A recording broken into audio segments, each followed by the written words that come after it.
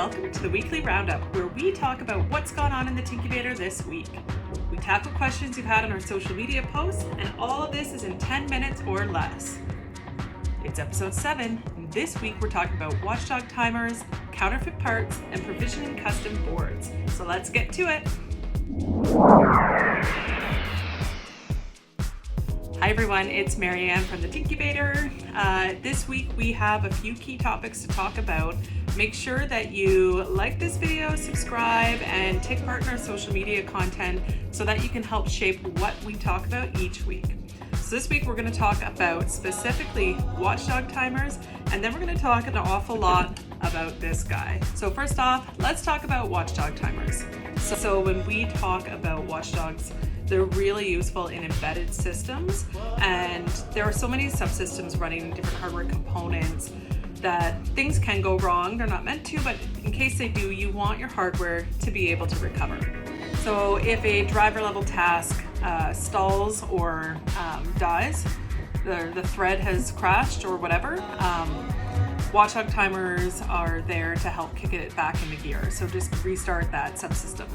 And the nice thing about it is now that we've written that code once for Mbed OS, it's in our Mbed library. So anytime we use Mbed with this particular MCU, which is an Apollo 3 based MCU through the NM180310 feather form factor, like if we added more LEDs, different sensors, anything like that, we'd probably want to add it into the watchdog library.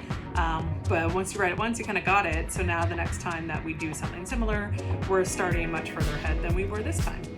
And that is watchdog timers. Okay, so the rest of the time I'm going to talk about this product. Again, I say this every time, but we're not telling you exactly what it does because it is for a client who then sells it as part of their overall solution. It is for property management. It is an IoT sensor-based product, and it's meant to help people increase business operation efficiencies.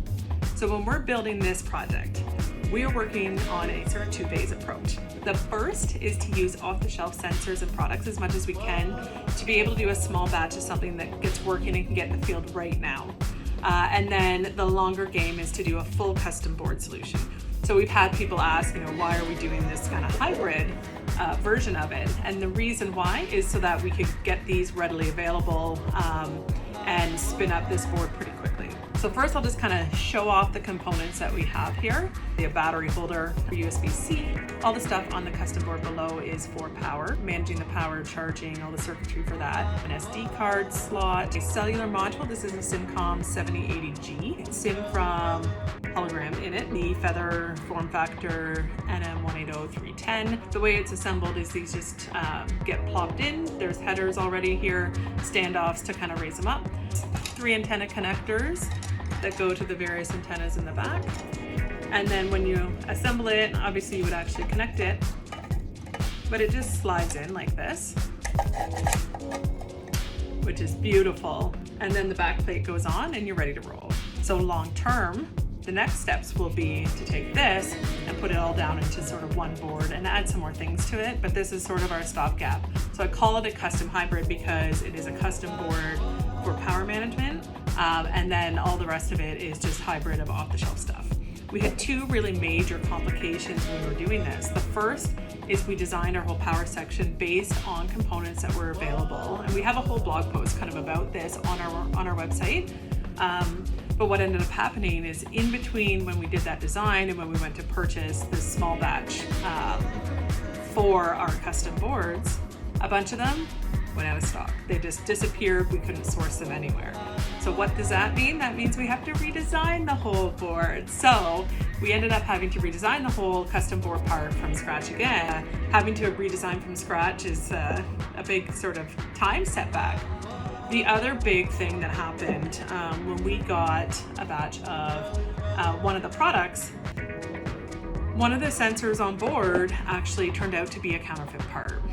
Now, it's no fault of the equipment manufacturer, it's no fault of the person we bought it from. At some point in the supply chain, because the regular channels can't fulfill things like they used to because demand is so high right now and there's a shortage of supply, someone at some point got counterfeit parts which are electrically the same, but the difference is they don't do the communications and the protocol the way that the sensors are intended to do. Again, it has now set us back weeks and weeks. Again, I want to stress really highly, none of this had anything to do with the equipment manufacturers themselves. So there's no blame game here where you say, oh, I'll never get things from that sensor manufacturer again, because this has nothing to do with them. And so setbacks like this, they happen. We work through it. The way we're working through it is just using a bunch of sources to get the volume of those sensors we need, and then we are going to hand modify our boards. Sucks. Okay. But you can see the whole clip about that on our social media, where we talk about why we source from DigiKey rather than from places like Amazon, even if they're cheaper. Because on Amazon, unfortunately, it's such a wide and vast marketplace that they don't do a lot of vetting of suppliers the way that DigiKey will. We know because we work with manufacturers who list on DigiKey, so we understand what the process is, and it's just a little more diligent. Never had a problem with counterfeit electronics on DigiKey. Anyways, the big one where I said I'm going to do a lot of video content around what's happening is this TikTok that we posted.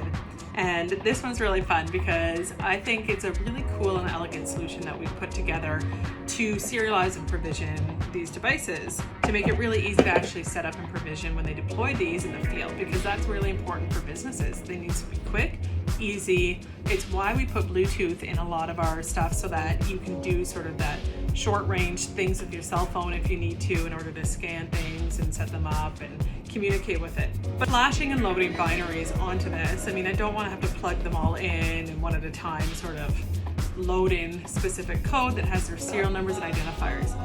So what we did is we have a scanner. We scan the serial number of this guy, which is the cellular module.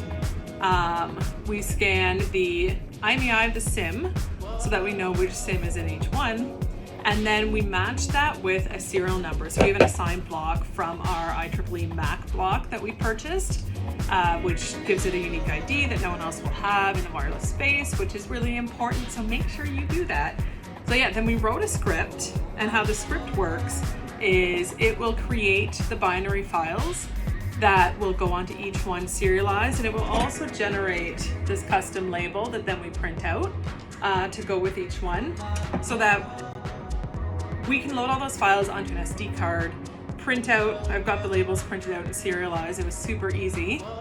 So that to load this actual board, all we do is pop in the SD card, it has all the files, and then we just power up the board, and it's gonna read from the SD card. It's going to load the serialization info, which is all the serial number stuff, so that it knows what to report in as. And then it's going to generate the certificates that it needs from the AWS IoT Cloud from the back end. And then it's going to actually flash the binaries on and do the updates. And so then everything's just there. So it's literally pop it in and power it on. So we don't even have to power it on. The customer can power it on in the field when they're deploying it, and it'll write all that stuff. So that makes it super simple rather than having to do a lot of complex stuff. So it's kind of semi-automated because we still do have to slide the SIM cards in. But as we assemble a board, put in the SIM cards, the batteries, slide it in, and it's done. And then the very cool thing with it is when we want to put new firmware on here, all we have to do is have a binary that we make available through the AWS IoT backend, and then use our over-the-air procedure to then push that binary over, save it on the SD card, and then the system will pull the SD card every so often, and if there's an update, it will just do an update. And so we can support over-the-air firmware updates. Work has to be done if we need to add new features or functionality or anything like that. It just gets pushed to the back end. We simply say, here's a new code, and the serialization code is totally separate. So it all knows and will retain all its serialization. Kind of like magic. I hope you enjoyed this one. Again, guys, I have lots of fun talking about this stuff. Please get on our socials, get active, add comments, all that kind of stuff, because the more that you tell me what you want to hear about, the more we can cover topics that are really interesting to people, and we can start diving in really deep to some of them. I can do full separate videos of things.